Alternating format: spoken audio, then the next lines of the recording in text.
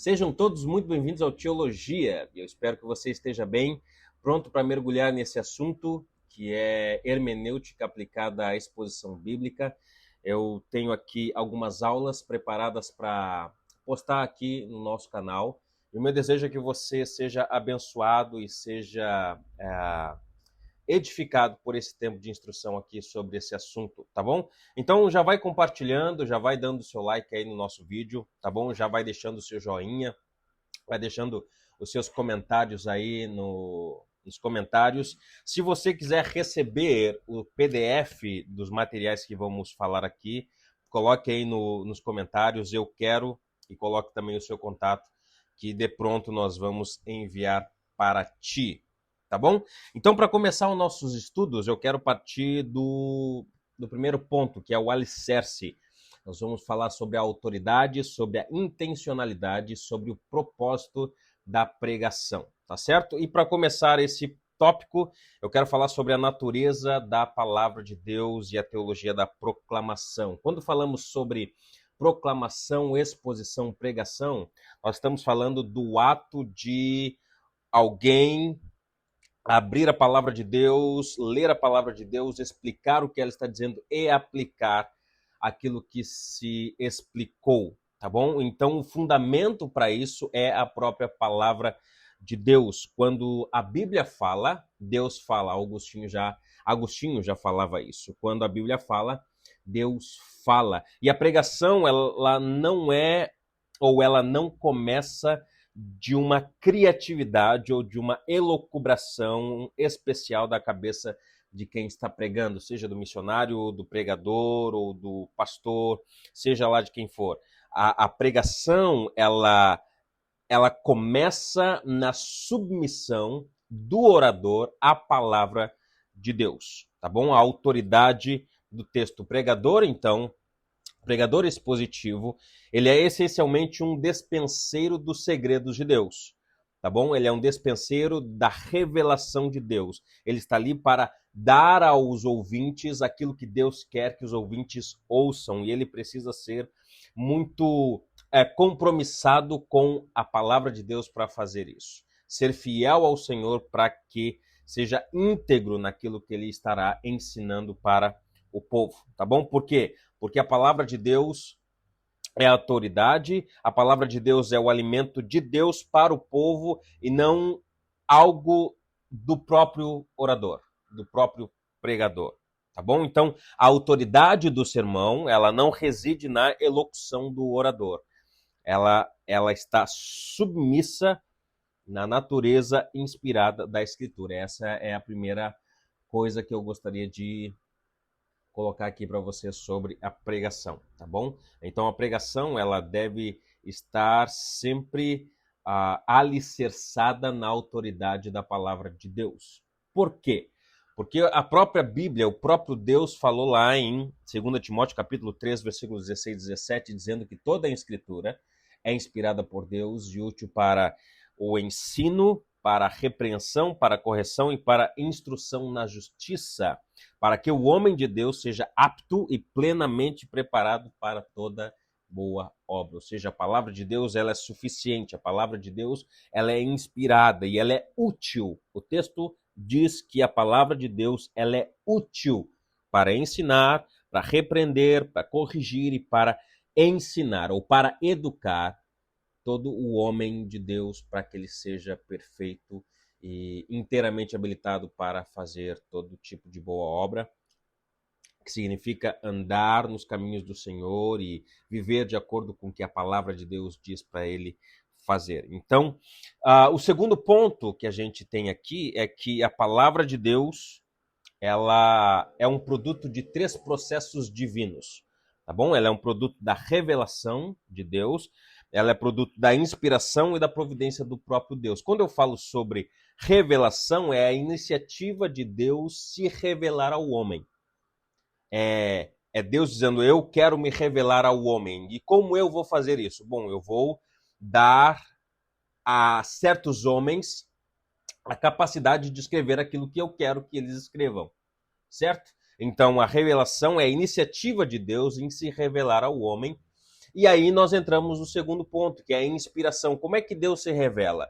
Ele se revela através da escrita de homens ou dos coautores, nós falamos, aqueles que escreveram a Bíblia. Por exemplo, nós temos Mateus, Marcos, Lucas, João, nós temos o próprio Paulo, nós temos ali o próprio Pedro, homens usados por Deus para escreverem aquilo que Deus queria que eles escrevessem. Isso é inspiração. É o Espírito Santo de Deus movendo esses homens para que eles escrevessem ali com tinta no papel tudo aquilo que Deus queria nos revelar. É o que está aqui, tá certo? E o terceiro ponto, o terceiro processo divino é a providência de Deus.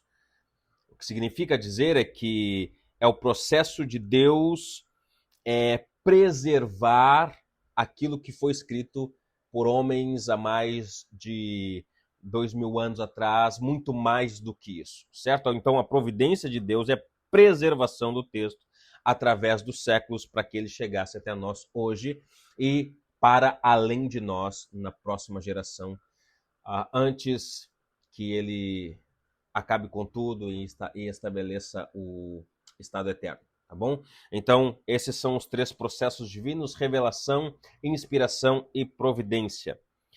E quando nós falamos sobre inspiração, nós precisamos falar sobre a questão de uma tensão, que nós chamamos de tensão hermenêutica, certo? A pregação expositiva, ela é a arte de construir. Nós estamos falando sobre pregação expositiva, né? Então, a pregação expositiva, ela é a arte de construir uma ponte sobre o abismo que separa o lá e o antigamente e o aqui e agora. Quando eu falo sobre lá, antigamente, é quando os escritores bíblicos escreveram para os seus públicos originais. Ou seja, quando nós falamos sobre isso, a Bíblia, além de ser a palavra de Deus, ela tem uma particularidade histórica, por serem documentos históricos, tá? E quando eu falo sobre ser palavra de Deus, isso significa dizer que ela contém uma relevância eterna.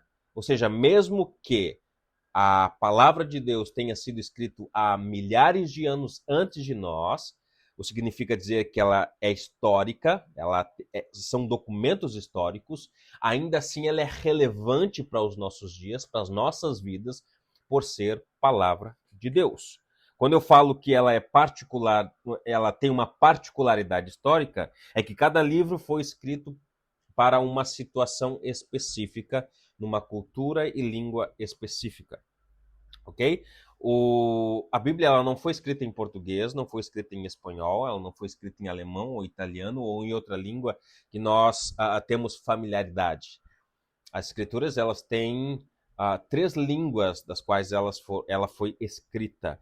Ela foi escrita em hebraico, algumas partes em aramaico e grego, Novo Testamento. Antigo Testamento ali, grande parte hebraico, algumas partes ali em aramaico, e o Novo Testamento foi escrito em grego. Por causa disso, há uma diferença entre contextos e culturas, tanto temporal quanto linguístico. E quando eu falo que a Escritura ela tem uma relevância eterna, é porque, sendo a palavra de Deus, ela fala em todas as épocas, ou seja, ela é atemporal. Mesmo que, por exemplo, Paulo tenha escrito a sua primeira carta aos Coríntios para a igreja de Corinto, tentando resolver problemas específicos daquela igreja, hoje ainda há aplicações relevantes para os nossos dias, quando lemos e estudamos a carta de 1 de Coríntios.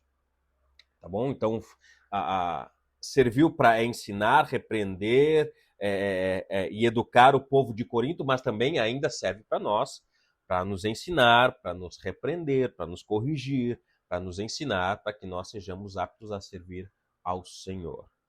Tá bom? Então, o pregador ele deve aceitar essa questão, essa tensão hermenêutica, tá bom? E ele deve entender que existe um trabalho por detrás da pregação. antes de trazer o sermão e pregar para a comunidade cristã, é necessário uma certa habilidade,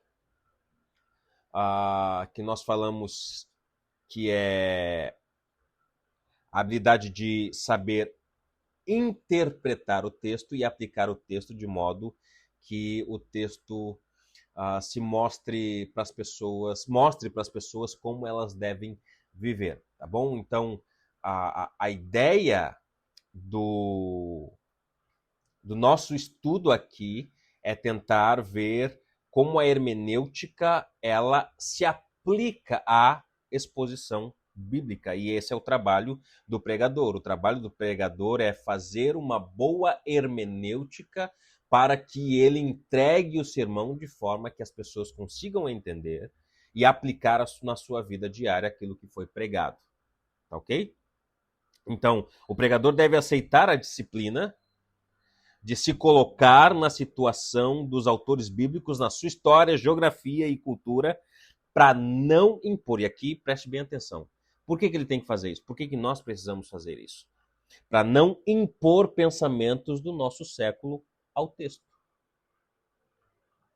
O que significa dizer que um texto não pode significar hoje o que nunca significou para o seu autor original ou para o público original.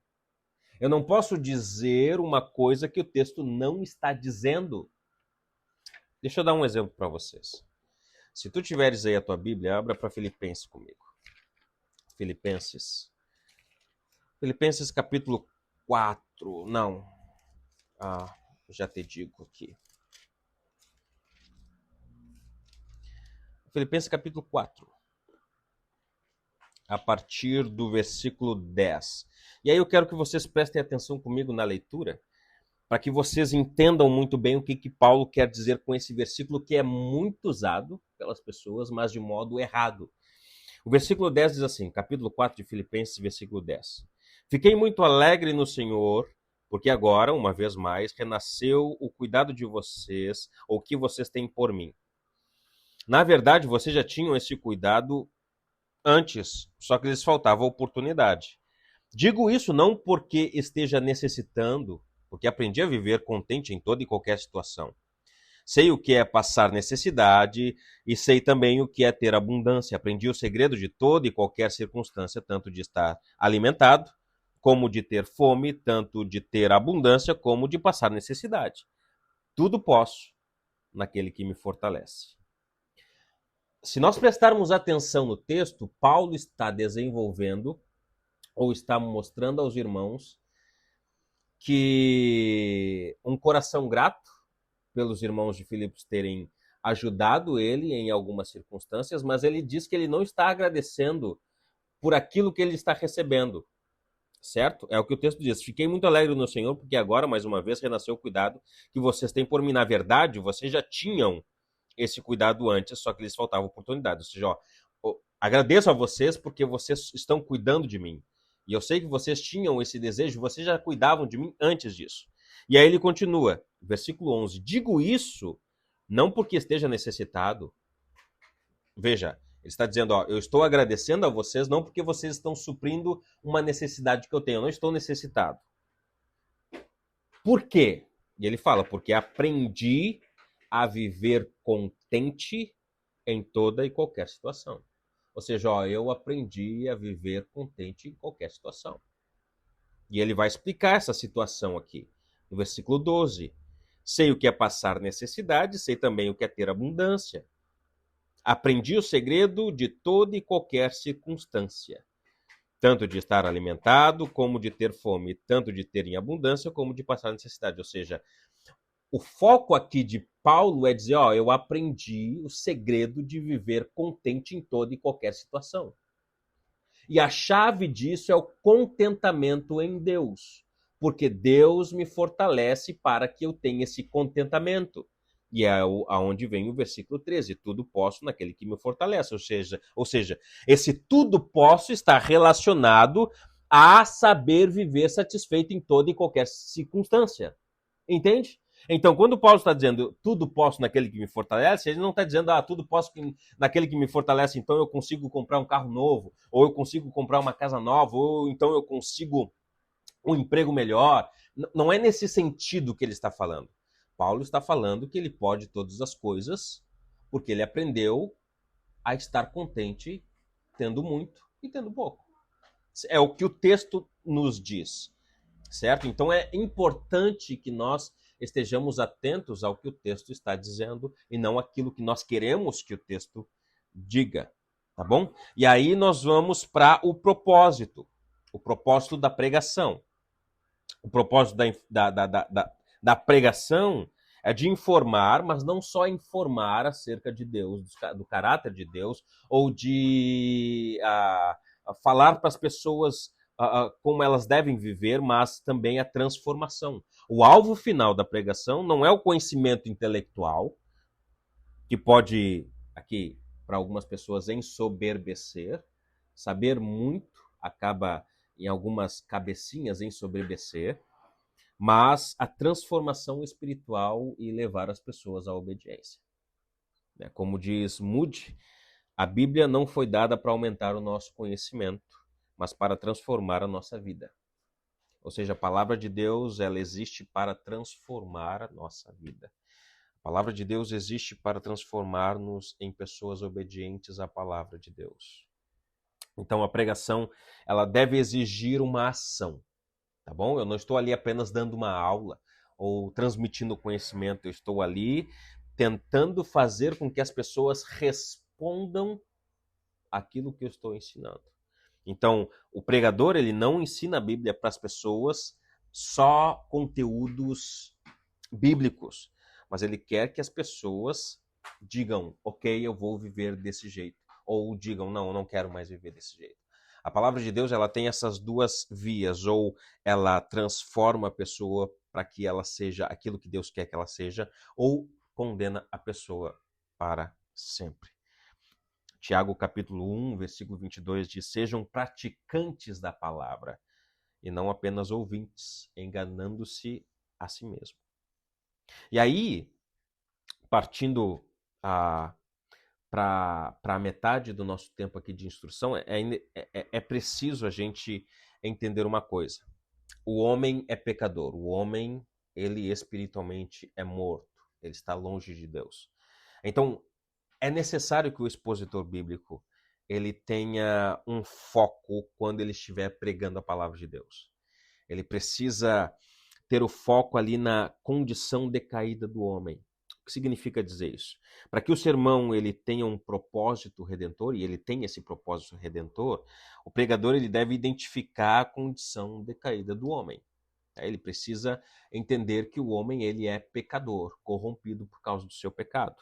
Então, o foco na condição decaída é o aspecto da condição humana pecaminosa e incompleta, que o texto aborda e requer a intervenção da graça de Deus. Ou seja, quando estamos pregando um texto, aquele texto ele precisa transformar aquela parte daquelas pessoas que precisam ainda de transformação.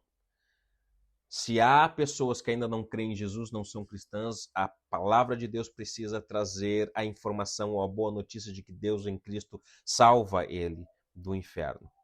Se há uma pessoa que tem problemas com ira, com impaciência, com algum tipo de pecado, o texto que está sendo pregado deve ter, de alguma forma, embutido ali uma informação, uma boa informação de que a palavra de Deus pode ajudá-la a transformar aquilo ali no ser dela.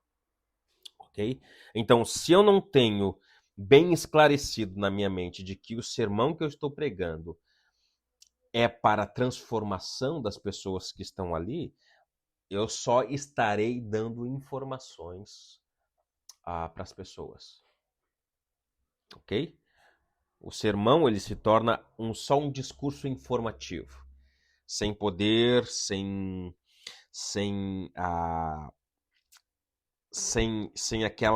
aquele poder para salvar, tá bom? Então vai ser incompleto. O texto de Romanos capítulo 15, versículo 4 diz assim, pois tudo quanto outrora foi escrito para o nosso ensino foi escrito a fim de que, pela paciência e pela consolação das Escrituras, tenhamos esperança. Então, a palavra de Deus, ela traz cura espiritual, ela salva, ela traz esperança. E aí a gente precisa partir para um outro ponto importantíssimo dentro do trabalho de expor a palavra de Deus. Nós precisamos permanecer na linha. Tá? O expositor, ele tem a obrigação sagrada de dizer a verdade, toda a verdade, nada mais do que a verdade. Ir para além da linha significa adicionar opiniões humanas ou legalismos que o texto não autoriza, não diz. Há, infelizmente, algumas igrejas, alguns pregadores que acabam colocando tradições na frente dos mandamentos da palavra de Deus, certo? Coisas que a palavra não diz, mas por tradição esses pregadores acabam enfatizando mais essa questão tradicional, com a desculpa de estar trazendo segurança à igreja do que a própria palavra de Deus, tá? E quando nós falamos de ir além da linha, nós também podemos pensar em ficar aquém da linha. Omitir verdades difíceis ou diluir o evangelho por medo da reação daqueles que estão ouvindo e acabando tornando o evangelho uma mistura com mentiras e fazendo com que o povo talvez se torne muito liberal, fazendo coisas que a Bíblia condena, porque o pregador ou o pastor tem medo de confrontar as pessoas com seus pecados ou com práticas que a palavra condena, com medo de perder pessoas, de perder talvez a arrecadação, enfim, muitas coisas podem ser um motivo. Então, a integridade do pregador, ela precisa ser mantida. É o que mais contribui para a persuasão espiritual. O pregador deve ser o primeiro a ser alimentado e transformado pelo texto antes de levá-lo ao púlpito. O que significa dizer que aquele texto que estudamos para ensinar primeiro deve falar conosco. O texto que eu estou estudando, que eu estou me debruçando toda semana, deve falar ao meu coração e deve mudar a minha vida antes de eu levá-la para o púlpito. É o que Paulo vai dizer para Timóteo na sua segunda carta a Timóteo, capítulo 2, versículo 15, que diz: procure apresentar-se a Deus aprovado como obreiro que não tem do que se envergonhar e que maneja corretamente a palavra da verdade. Certo? Então, para terminar, uma aplicação prática aqui para a reflexão de vocês. Antes de buscar o que o texto diz para as pessoas, busque fazer a pergunta: o que o texto está dizendo para mim? O que o texto está me ensinando? O que eu posso mudar? O que eu preciso mudar conforme esse texto? Né? Gaste tempo em oração, gaste tempo estudando a palavra de Deus para si mesmo e depois para os outros. Tá bom? E tenha também em mente, o objetivo do seu sermão é para que as pessoas sejam transformadas, não para que você receba elogios. Tá certo? O objetivo final do sermão não é para as pessoas saírem dizendo: rapaz, o pastor é bom, aquele pregador fala bem, ele tem uma boa oratória. Esse não é o objetivo. O objetivo é quando as pessoas saem da igreja ou do momento de pregação dizendo: rapaz, eu preciso mudar isso aqui, preciso tratar melhor a minha esposa, eu preciso tratar melhor o meu filho, eu preciso deixar o pecado que está aqui me atormentando, que está sempre diante de mim. Tá bom? Essa é o objetivo do sermão, tá bom? Então, temos aí pela frente mais 9 aulas, tá bom? Mais 9 vídeos aqui, videoaulas. Esse aqui foi o primeiro, tá bom? E eu espero que Deus abençoe você. Eu espero que você continue sendo edificado por esse tempo. O meu desejo é que Deus trabalhe através dessas aulas na sua vida e que você seja bênção onde você está, tá bom? Não esqueça de se inscrever no canal, não se esqueça de compartilhar esse tempo, desse vídeo, se você acha importante para outras pessoas. Não fique só para você, tá bom? Mas compartilhe. E se você quiser um material em PDF, coloca aí nos comentários: eu quero e eu vou mandar para você, tá bom? Forte abraço, Deus abençoe